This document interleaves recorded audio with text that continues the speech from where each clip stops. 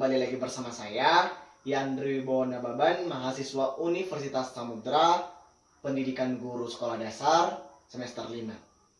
Hari ini, kita akan belajar tentang cara meningkatkan kemampuan berbicara. Adik-adik, Bapak ingin bertanya, adik-adik sudah tahu tidak apa pengertian dari berbicara? Kalau belum, mari kita belajar bersama-sama apa itu pengertian dari berbicara. Berbicara adalah suatu kemampuan mengucapkan bunyi-bunyi artikulasi atau kata-kata untuk mengekspresikan, menyatakan, dan menyampaikan gagasan dan perasaan. Berbicara merupakan tindakan penggunaan bahasa secara lisan. Adik-adik, tahu tidak, berbicara itu adalah suatu alat komunikasi yang sering kita lakukan. Contohnya adalah adik-adik dengan teman sebangku ataupun teman sekelas. Adik-adik pasti sering berkomunikasi dengan mereka. Misalnya, ketika kita ingin bertanya apakah ada PR, pasti kita bertanya kepada teman-teman, apakah ada PR hari ini? Atau tidak, kita tidak punya pensil untuk belajar atau untuk menulis. Pasti adik-adik bertanya kepada teman sebangku ataupun teman sekelas lainnya. Apakah kamu punya pensil 2 untuk dipinjamkan kepada saya? Itu adalah berbicara. Karena berbicara itu adalah menyatakan, untuk mengekspresikan, untuk menyampaikan gagasan. Baik adik-adik, itulah arti dari berbicara. Berbicara biasa digunakan sebagai alat komunikasi dengan teman atau dengan masyarakat sebagai makhluk sosial. Nah, sekarang setelah adik-adik mengetahui apa itu pengertian dari berbicara, sekarang kita lanjut kepada apa tujuan dari berbicara. Adik-adik pasti sudah tahu apa tujuan dari berbicara. Ada yang bisa menjawab? Baiklah, Bapak akan menjelaskan bahwa tujuan dari berbicara adalah untuk berkomunikasi dengan sesamanya yang ditopang alat komunikasi yang disebut dengan bahasa. Komunikasi merupakan serangkaian perbuatan yang dilakukan secara sistematis untuk mencapai tujuan atau maksud tertentu.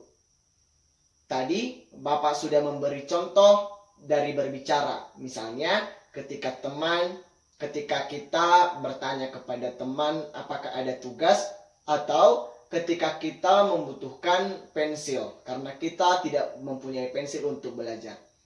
Jadi tujuan dari berbicara itu adalah untuk menyampaikan tujuan kita atau maksud kita kepada mereka. Seperti tadi, kita menyampaikan bahwa kita ingin meminjam pensil. Maka tujuannya adalah kita akan meminta pensil kepada mereka. Atau kita menyampaikan apa yang kita inginkan. Seperti tadi pensil, kita menginginkan pensil, lalu kita meminjamnya kepada teman. Lalu kita juga tidak tahu apakah hari ini ada tugas, lalu kita bertanya kepada teman. Jadi ketika kita bertanya kepada teman dengan cara berbicara, kita jadi mengetahui apakah hari ini ada tugas atau tidak. Jadi tujuan dari berbicara adalah untuk berkomunikasi dan menyampaikan tujuan atau maksud tertentu.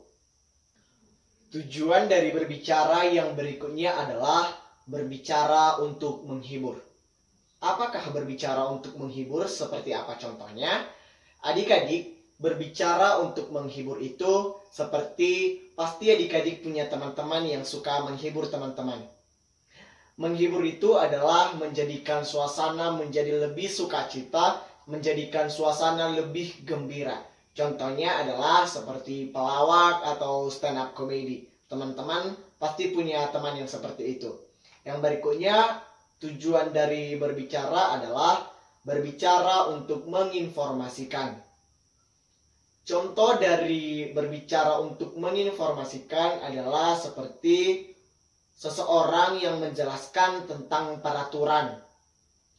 Baru presenter atau pembawa acara yang sedang memberikan atau melaporkan acara atau sebuah kejadian atau sebuah insiden yang sedang terjadi. Baru tujuan dari berbicara yang berikutnya adalah berbicara untuk menstimulasi. Contohnya adalah ketika guru menasehati peserta didik atau anak didiknya ketika malas mengerjakan tugas. Atau ketika ayah yang menasehati anaknya karena telah berbuat nakal. Itulah tujuan dari berbicara. Adik-adik sudah tahu kan tujuan dari berbicara? Adik-adik, kita lanjut pelajarannya, yaitu tentang jenis-jenis berbicara. Jenis-jenis dari keterampilan berbicara ada dua. Yang pertama, berbicara satu arah, dan yang kedua, berbicara dua arah. Bapak akan menjelaskan yang pertama, berbicara satu arah.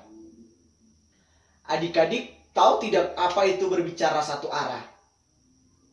Iya, berbicara satu arah adalah ketika hanya satu orang saja yang berbicara dan yang lainnya adalah sebagai pendengar. Adik-adik pasti sudah pernah melakukan hal ini, yaitu ketika guru menyampaikan pidato. Guru menyampaikan pidatonya dan anak-anak peserta didik mendengarkan pidato tersebut. Dari awal sampai akhir pidato, hanya ada satu orang yang berbicara untuk menyampaikan pidato. Dan yang lainnya diam untuk mendengarkan pidato tersebut. Yang berikutnya, yang kedua adalah berbicara dua arah.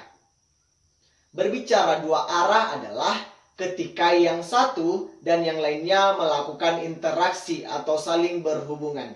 Contohnya ketika diskusi, ada yang bertanya, ada yang menjawab. Itu dua arah ketika kedua atau beberapa orang saling berbicara dan saling bersangkutan. Itu contohnya adalah diskusi dan juga berbicara dengan orang lain. Berbicara juga ada, dalam berbicara ada dua hal yang harus diperhatikan, yaitu berbicara formal dan berbicara informal. Misalnya yang tadi, kalau berbicara formal itu untuk peristiwa tertentu atau kegiatan tertentu. Misalnya diskusi di dalam ruangan. Kita berbicara dengan formal kepada guru ataupun kepada teman-teman, memberikan pendapat atau memberikan jawaban atau pertanyaan. Sedangkan berbicara informal, kita mengobrol dengan teman sekelas seperti teman biasa. Kita mengobrol percakapan biasa. Baik, itulah jenis-jenis dari keterampilan berbicara. Yang berikutnya adalah konsep dasar dari berbicara. Bahwa yang pertama, berbicara dan menyimak adalah dua kegiatan resiprokal. Artinya bahwa berbicara dan menyimak adalah dua kegiatan yang berbeda. Namun hubungannya sangat erat dan tidak bisa dipisahkan.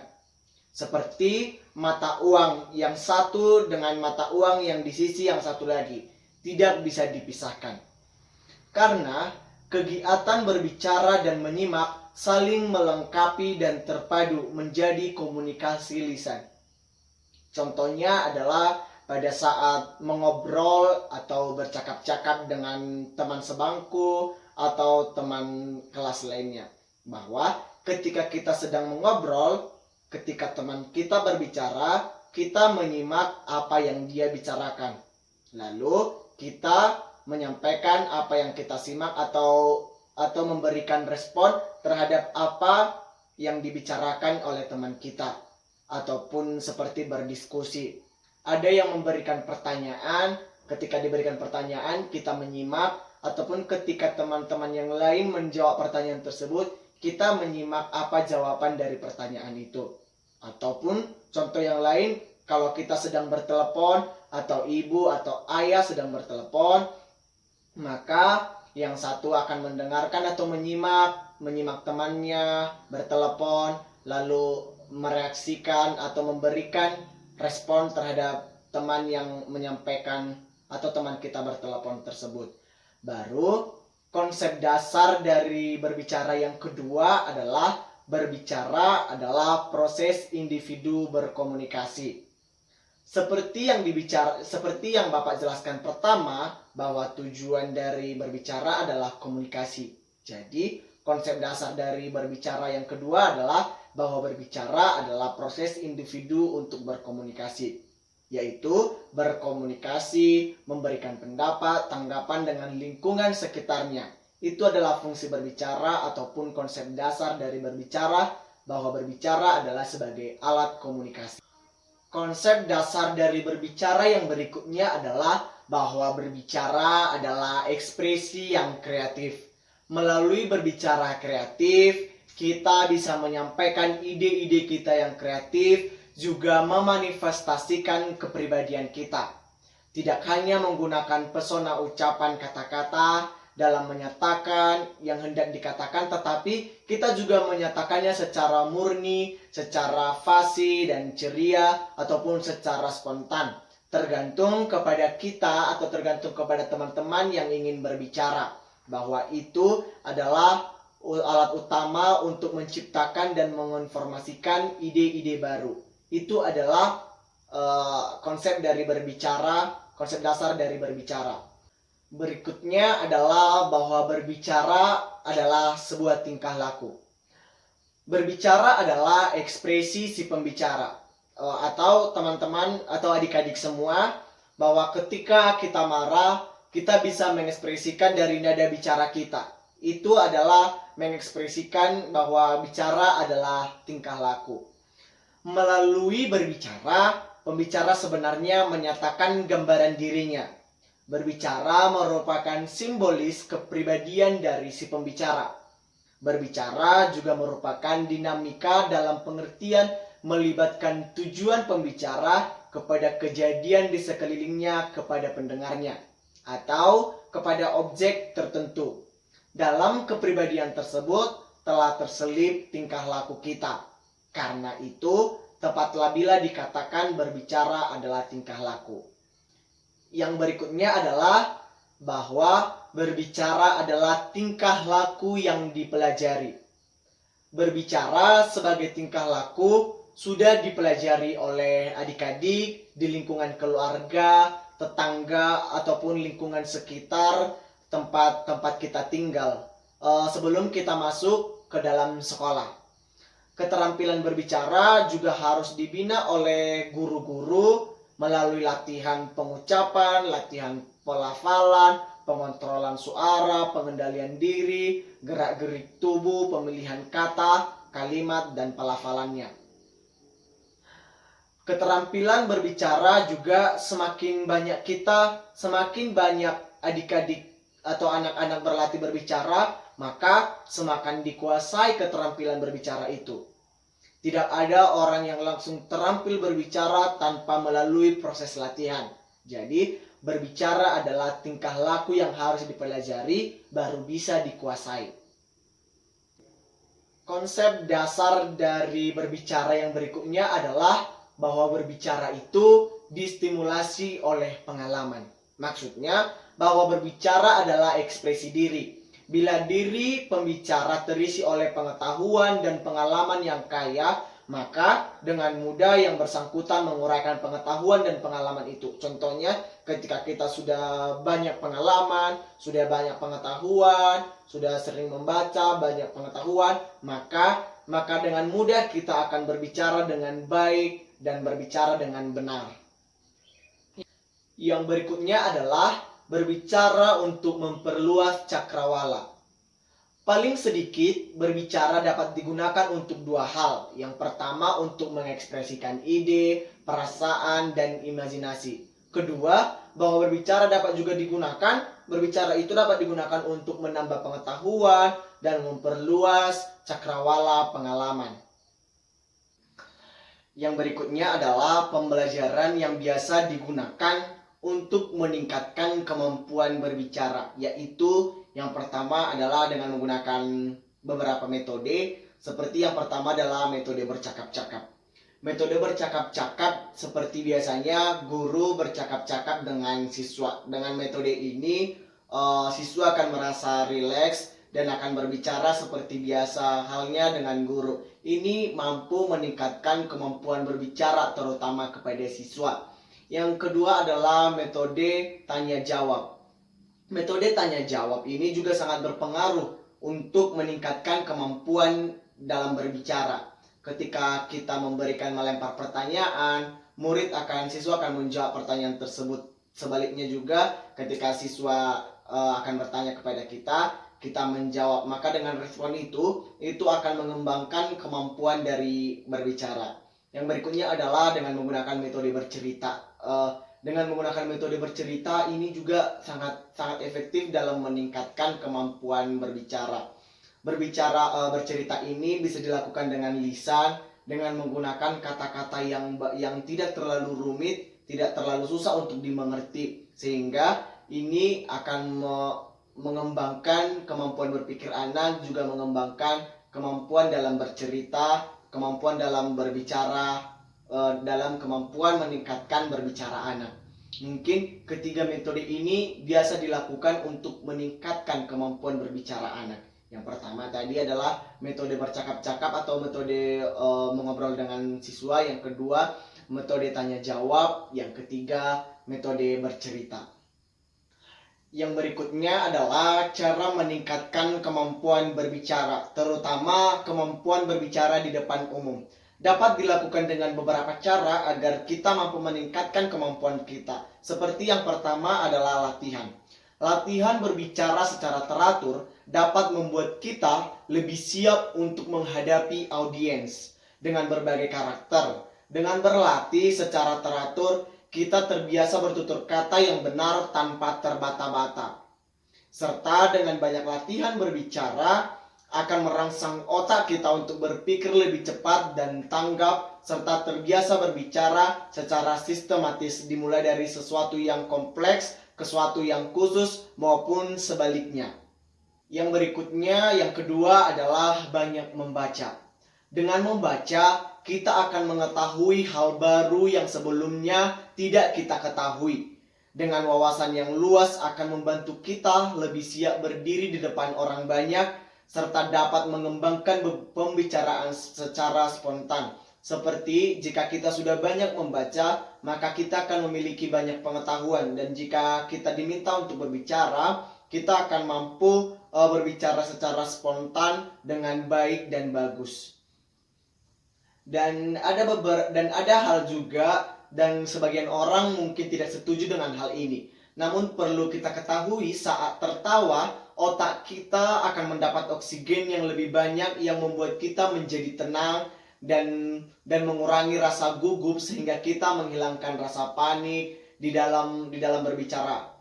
Kita bisa mengurangi rasa panik dalam diri kita. Yang berikutnya adalah berinteraksi dengan masyarakat. Dengan banyak berinteraksi dengan orang lain, maka kita akan memahami berbagai karakter macam orang, sehingga kita bisa mengatur sikap berbicara di depan umum. Terbiasa berinteraksi dengan orang banyak akan mempengaruhi cara berpikir kita dengan adanya tukar pikir dengan orang lain. Jadi, dengan berbicara dengan orang lain atau berbicara dengan masyarakat akan menambah wawasan kita dan akan menambah cara berpikir kita dengan orang banyak. Baiklah, mungkin cukup sekian pembahasan kita kali ini, yaitu tentang cara meningkatkan kemampuan berbicara. Di sini tadi kita sudah menjelaskan pengertian dari berbicara, tujuan dari berbicara, macam-macam berbicara, dan masih banyak lagi sampai cara meningkatkan kemampuan berbicara. Baiklah teman-teman, baiklah adik-adik, sampai di sini pertemuan kita hari ini. Terima kasih dan sampai jumpa.